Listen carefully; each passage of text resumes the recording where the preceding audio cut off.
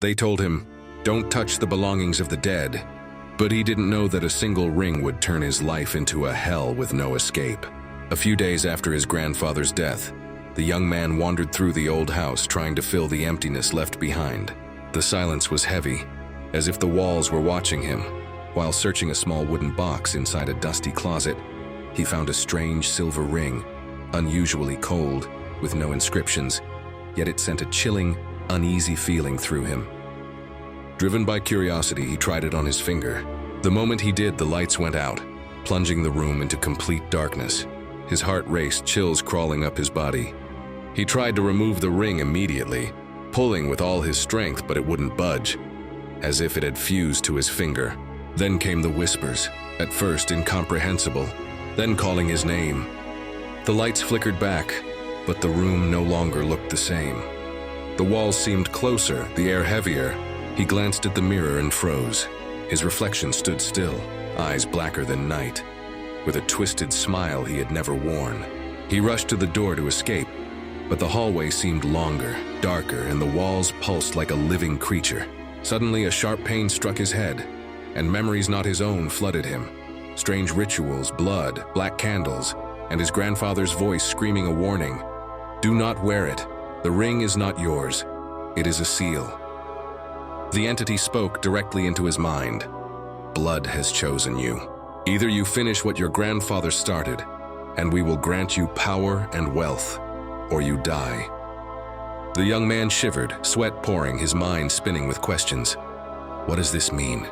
What did my grandfather do? The entity smiled, a deadly grin, and said, "He guarded the gate and kept us from crossing. Now you inherit the task. The choice is yours." His eyes fell on the ring, now glowing stronger, as if something inside him was awakening. He stepped back, stammering, "And if I refuse?" The entity laughed, a cold laugh that made the air shiver. "If you refuse, you will die, or become one of us, your soul trapped forever." Desperate for a solution, the young man went to his grandfather's old friend, the man who knew the family's secrets and rituals. He told him everything: the ring, the shadows, his grandfather's ghostly appearance, the terrifying offer from the entity, and the black mark now engraved on his hand. The old man listened silently, then opened an ancient drawer and pulled out a dusty book filled with strange symbols. This book holds everything you need to know. The ring is not just metal. It's a key to another world, and the entity will not leave you alone unless you learn to control the seal within you. Then he handed the young man a small pendant engraved with ancient symbols. This pendant will protect you from the entity and the ghost that follows the ring. Wear it around your neck always. It won't stop the terror, but it will buy you time to act carefully. The young man held the book and pendant in trembling hands, heart pounding. He knew that time was running out, and that the real game was just beginning. The next day, he returned home, pendant around his neck. He sat in the center of the room, closed his eyes, and whispered, I don't want power or wealth, I just want to end this." At that moment, the mark on his hand began to glow, and the hidden ring inside him pulled with force. The entity appeared, taller and darker than ever, eyes burning like embers, wearing a terrifying grin. The entity said, "You have not learned. Every resistance is my path."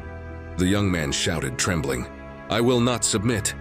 Cold winds burst from the book, lights went out, and the shadows around him began to converge into the heart of the mark. The book flashed blindingly, an internal scream exploded.